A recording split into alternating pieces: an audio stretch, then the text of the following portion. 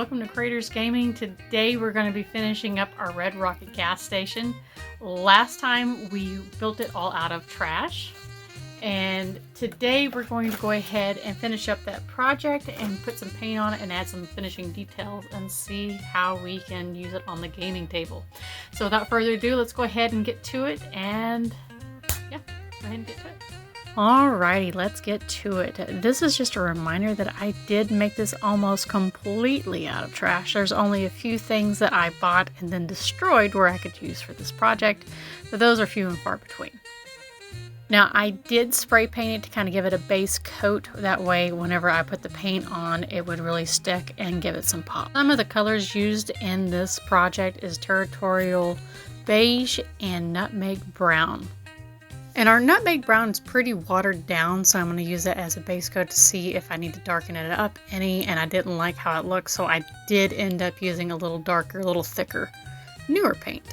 But this is the cheap apple barrel paints that we get from Walmart, super cheap. I like them for our crafts because they don't cost a whole lot, and I can turn trash into treasure. I am trying to skip some of the parts where I want the concrete to kind of show through. I will be going over that again here in a little bit. You'll see. And I'm making sure to give it some good coverage. That way I can go ahead and go through later with a sponge and some greens and really bring this to life. Don't worry if you miss some spots. You'll hit them again later. It's no big deal. We can fix it. And I'm also kind of leaving the inside a little clean, and you'll see why whenever I cut up some construction paper. I really wanted to give it that 1950s or 1940s feel, and I think this really, I'm really happy with this project because it cost me almost nothing and it turned out really cool. If y'all decide to also make this project, don't worry about if you get some of that on the walls. We're going to dirty it up again later and it will be fine. I'm just going to go over it with a little bit of that nutmeg brown.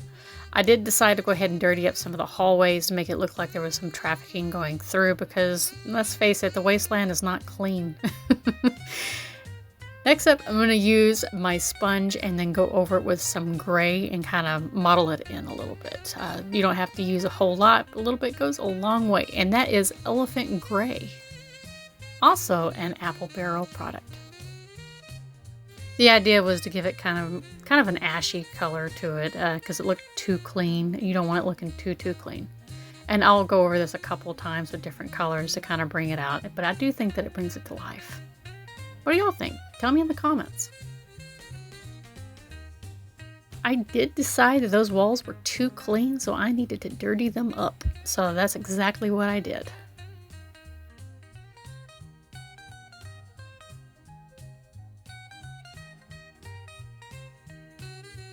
And just speeding things along a little bit where you don't have to sit there and watch paint dry, I'm going to go ahead and skip to the next step, which is painting the concrete that elephant gray, same color. I am going to go back in later to add some of the green to really break it up a little. And don't mind that groaning in the background. That is just my dog showing his displeasure of the lack of snacks. Next color in my tool bag is called Crisp Green, also an apple barrel product. Super cheap because I don't want to do expensive. And I'm just mixing that with the leftover gray that I have on my palette there to kind of dirty it up a little. And then I'm going to just sponge it in there.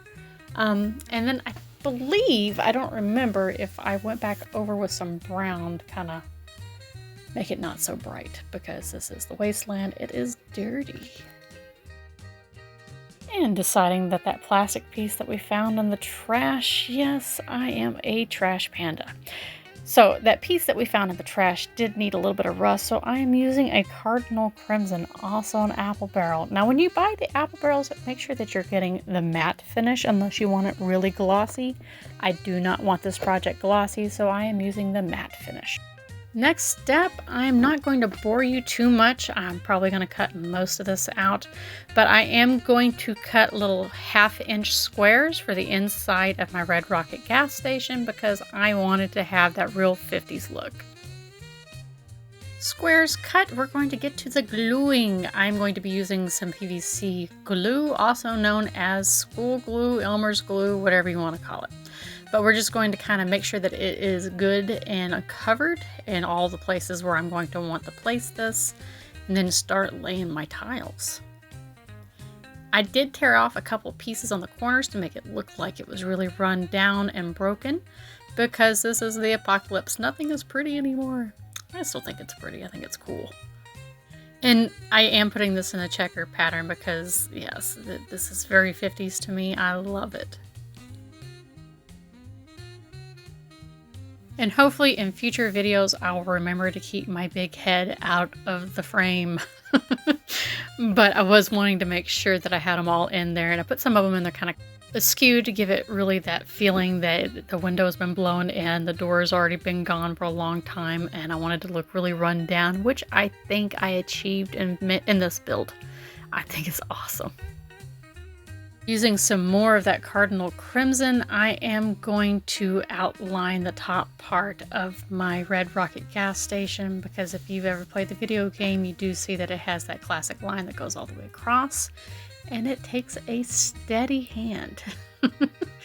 And if you do make this build, don't worry about making it perfect, because it should be a little weird. It's going to be weathered, the paint's going to chip off, or it's going to bleed through. Who knows how many times this gas station has been painted before, and you can let some of the previous box or whatnot shine through, because I think it gives it character. So even if you don't do it perfectly, it'll still look great for this type of build. And I am doing my very best to not get paint all over me, which I'm notoriously known to do. Of course, our little rocket made from dowel rods do need to be painted, so we're going to go ahead and add the same color to it as well. Kind of ties it all in. I think this looks really cool, especially with the cardboard down at the bottom where I had cut the holes with the hole punch and painted it to look like steel beams. I love how this turned out. I know I keep saying that, but I really love how this project turned out. I am a Fallout nut, and it's one of my absolute favorite video games, and I was happy to bring this to life. Especially after painting most of my Modifius figurines that I had got. It is a Fallout game. It is a US based company, and I am just excited to get this on the table and get to playing. But if we do, I will definitely record it, take pictures, that way you can see it in action. Alright, back to the subject. We're going to use some more of our recycled material. This time it's going to be a pizza box that I'm going to write Red Rocket on the side and then put it up there. That way it doesn't go anywhere. And hindsight, I should probably use a red marker to write that. I'm going to have to go back over it because I'm a King Kong Ding Dong and didn't think things through. So with the same paint that we were using before, I'm going to go ahead and outline the Red Rocket. That way it matches the rest of the gas station. And then I'm going to hot glue it on there and call it good, because it does look kind of run down and I'm happy with it. Setting that to the side to dry once they're both painted, I'm going to take one of my little Hot Wheels cars, beat the holy hell out of it, that way I could stick it into my garage. But first we need to remove the wheels, which was a little bit of a pain. They just don't make Hot Wheels like they used to. And I will be keeping those wheels and then gluing them on the inside of my garage as well. That way it looks like they were removed and set to the side and forgotten. Before I get to whacking, I am going to use a little bit of sandpaper to scuff it up. A few minutes later, I'm just showing you the side-by-side of what it looked like before and what it looks like now. Really beat up like it's been through a whole lot. And now that my hot glue gun is hot, I can go ahead and get to the gluing. And please remember, it doesn't have to be perfect, but it does have to stick there. So we're using our hot glue, making sure not to burn our little fingers. And then hitting the struggle bus because I ran out of hot glue. It happens.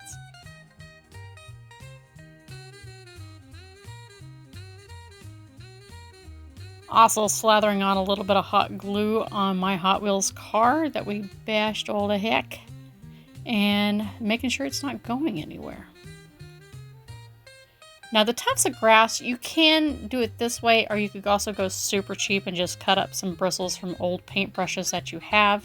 But I have these, so I'll go ahead and went with it, and I'm just adding a little dab of hot glue with each little grass patch that I'm putting on there. And this is from Army Painter, and some of it is a generic brand that I bought from Amazon for super cheap. This part is just optional. It's not a requirement, but I think it kind of brings it all together. It gives it that real rundown look, like it's been there for a long time, to the point where grass is taking over on the places that it can. And looking at this, I thought that it needed some more, so I grabbed some bottle caps. I was going to use some washers that I had extra from my gardening supplies, but this turned out even better. So I took some water bottle caps, punched a hole in the top, and kind of spread it a little bit more with my hot glue gun. Hit it with some black paint, and bam, we have tires. What do y'all use for tires? Just out of curiosity, if you do some more modern stuff, how do you make your tires or do your scatter terrain? I am curious. And then even with the tires, it was going to be a little nickety, so it needs a trash can in the back. And for that, I am using a soap box. I'm using the portion of it that doesn't have water damage, and then I'm just going to cut it to size. I've never made one before, so this is a first for me. And it is by no means perfect, but you know what? Don't care. Think it looks pretty neat. I like the scatter terrain, so this is what we went with.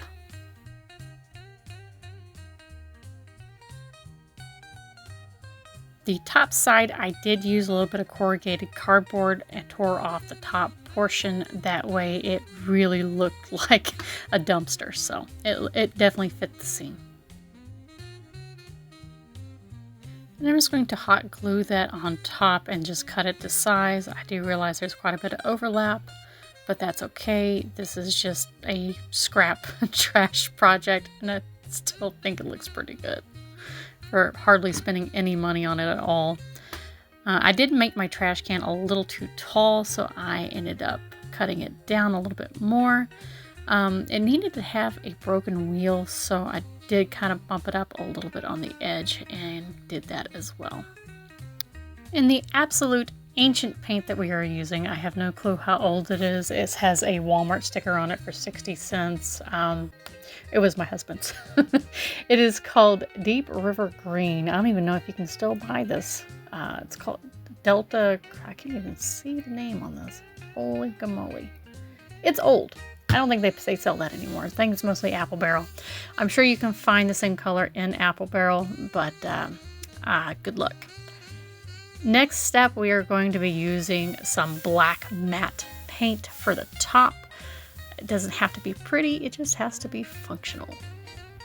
All that done, we're going to hot glue everything down to the back of our gas station, and it was not going to go anywhere. I think it's stuck. And if it's not, it will be.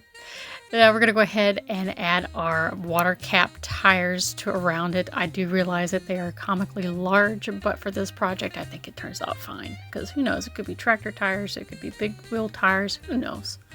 But it works.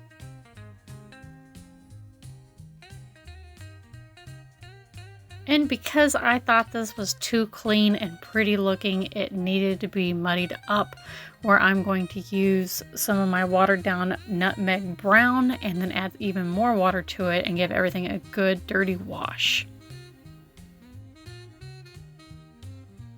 I didn't want to go too dark, so I thought that this was a good medium or in between, because I wanted everything to have kind of a weathered look, and this definitely gave me that look. And for this, I'm just hitting the base, and I'm also getting the walls real well to make it look like it's been weathered pretty bad.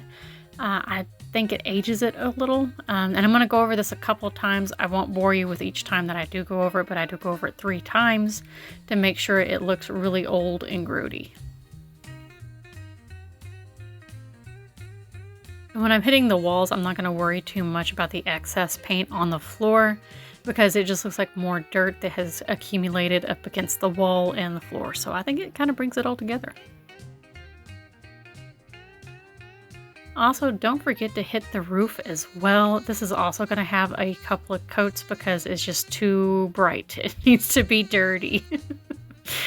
Because it's been out in the weather for who knows how long. It's been exposed to all kinds of stuff, dust storms, radioactive rain, blast, dust from other things. Who knows? It has to be dirty. It can't be that clean. Alrighty, and here it looks all finished with some of my miniatures on the table. I think it looks pretty cool. I can't wait to break it out and play on it.